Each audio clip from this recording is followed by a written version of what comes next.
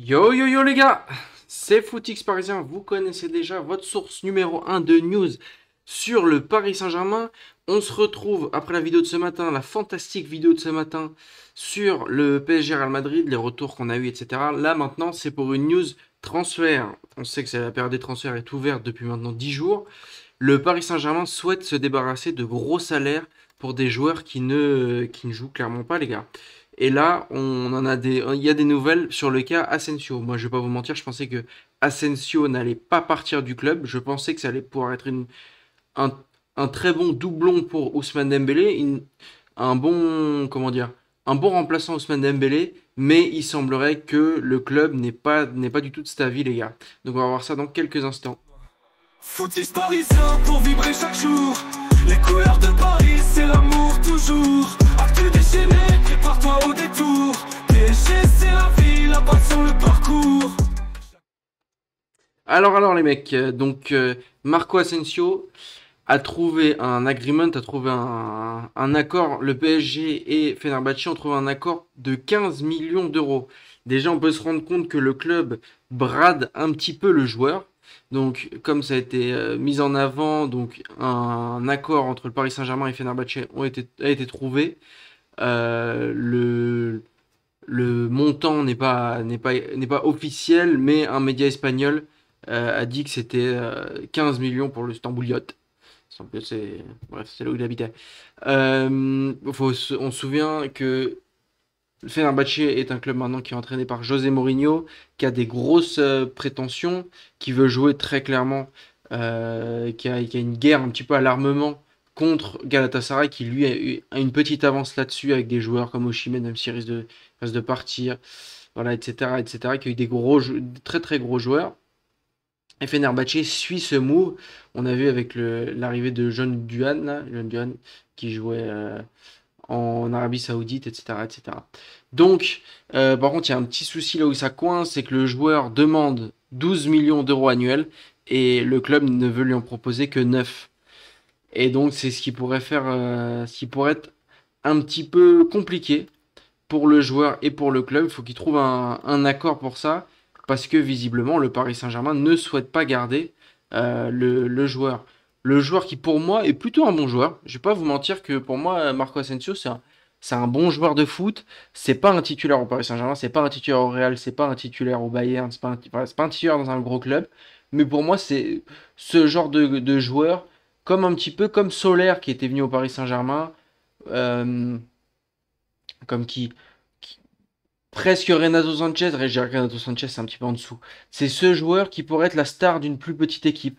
C'est ce joueur qui pourrait être la star d'une équipe un petit peu de deuxième partie de tableau. Voilà. C'est quelqu'un que si tu fais jouer à Villarreal, par exemple, ou que tu fais jouer à Valence, même si Valence est plus compliqué en ces derniers temps, mais si tu fais jouer dans un club comme ça qui joue l'Europa League, ça pourrait très clairement être la star de l'équipe, être un joueur qui est très sérieux, mais qui n'a pas le niveau pour être une star dans un grand collectif. Qui sera, s'il est titulaire, par exemple, au Paris Saint-Germain, ou par exemple quand il était titulaire au Real Madrid, bon, ça fait un peu tâche sur le papier. On le prend pour l'expérience, parce que maintenant il a 29 ans, on le prend pour l'expérience, on le prend pour tout ça, mais, euh, mais voilà, il a pas ce step-up. Si on voit au niveau des notes, ces saisons, ça tourne toujours entre 6,8 et 7.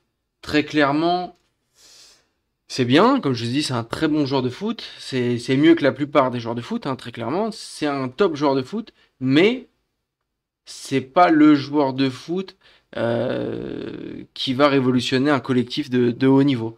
Donc moi, je pense que pour lui, de partir dans un plus petit club comme Fenerbahçe, ça pourrait être top.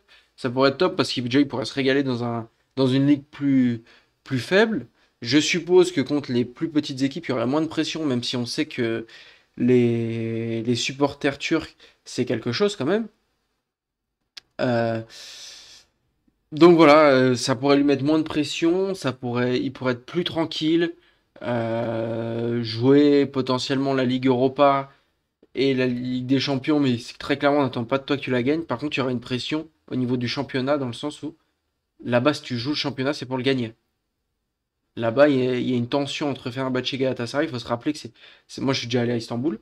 Il faut se rappeler que c'est un club C'est deux clubs, pardon, qui font partie d'Istanbul. C'est des quartiers d'Istanbul. Donc il y a une rivalité tellement forte entre les deux clubs que là-bas, les supporters vivent pour le football, très clairement. Et donc j'ai l'impression que le club turc serait très très chaud de prendre Marco Asensio. Bon, il y a aussi des discussions avec d'autres clubs comme Villarreal qui serait intéressé. Milan AC aussi, si je dis pas de bêtises, pourrait être intéressé. Mais là-bas, comme je vous ai dit, il risquerait d'avoir déjà un salaire beaucoup plus petit, parce que ça serait un joueur parmi tant d'autres, là où s'il part en Turquie à Fenerbahçe, il pourrait être considéré comme une star de l'équipe. Alors que s'il part, bon, au Villarreal, ça serait quand même la star d'équipe. Mais s'il part au Milan AC, très clairement, c'est un joueur parmi tant d'autres. Il est même pas, je suis même pas sûr qu'il soit titulaire, il est dans le roulement de l'équipe.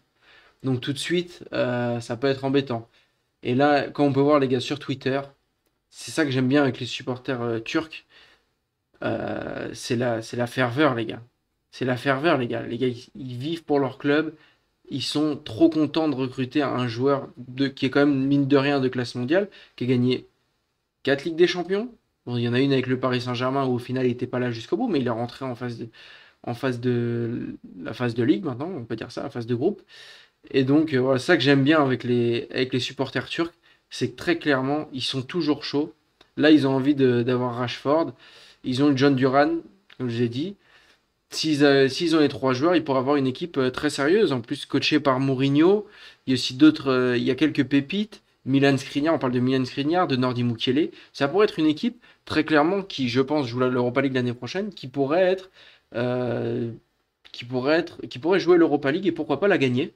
Donc franchement, moi je trouve que c'est intéressant, c'est un projet intéressant pour lui. Pourquoi pas même revenir avec l'équipe d'Espagne, même si c'est sûr que là par contre ce qui est sûr, c'est qu'il ne sera pas titulaire avec l'équipe d'Espagne, même si en vrai il pourrait jouer faux neuf, hein.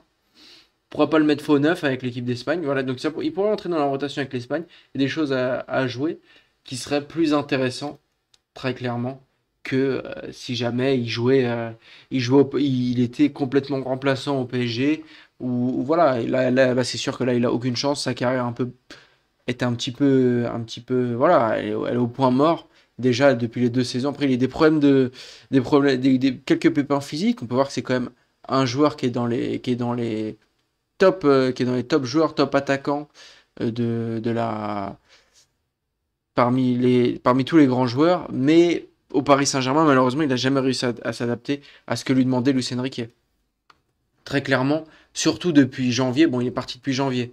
Mais là, imaginez Marco Asensio jouer à la place d'Ousmane Dembélé. Franchement, c'est impensable. C'est impensable. Est-ce que vous imaginez Marco Asensio faire le pressing comme le fait Ousmane Dembélé?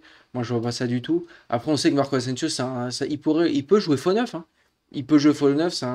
C'est un attaquant qui est très à l'aise balle au pied.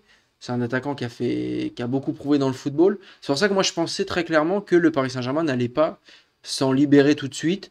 Bon, je pense que le problème, c'est le salaire. Je pense que le salaire de Marco Asensio est beaucoup trop élevé pour un remplaçant. Surtout qu'il était venu gratuit en provenance du Real Madrid. Donc il doit avoir un plutôt gros salaire. Je pense que c'est un salaire qui doit tourner autour de entre 10 et 15 millions d'euros. C'est énorme, les gars. C'est énorme. C'est presque le salaire, par exemple, d'un joueur comme Hakimi. C'est le salaire d'un joueur indiscutable. Et là, honnêtement, il est dans la rotation. En plus, si tu veux garder Gonzalo Ramos, ce qui semble être le cas de Luis Enrique, même si pareil, Gonzalo Ramos, c'est compliqué au niveau de ce que demande Luis Enrique. C'est pas un joueur pour Luis Enrique, tout simplement. Maintenant, c'est un très bon neuf. Moi, si j'étais agent de Gonzalo Ramos, très clairement, je dirais de partir. Mais comment partir du meilleur club du monde, en tout cas actuel, c'est très compliqué. C'est très compliqué. Enfin bref, les gars, n'hésitez pas à me dire ce que vous en pensez. Est-ce que vous aurez gardé Marco Asensio? Euh, Est-ce que vous pensez que c'est une bonne alternative pour le Fenerbahçe? Est-ce que c'est ou alors s'ils se font avoir avec un joueur qui, c'est vrai, est assez souvent absent, hein, parce qu'il est assez souvent blessé, qui a eu une grosse blessure au Real Madrid, qui s'est fait les croisés au Real Madrid, si je dis pas de bêtises. Donc voilà, ça peut être la fausse bonne affaire pour le Fenerbahçe qui pourrait recruter un joueur qui jouerait même pas la moitié des matchs.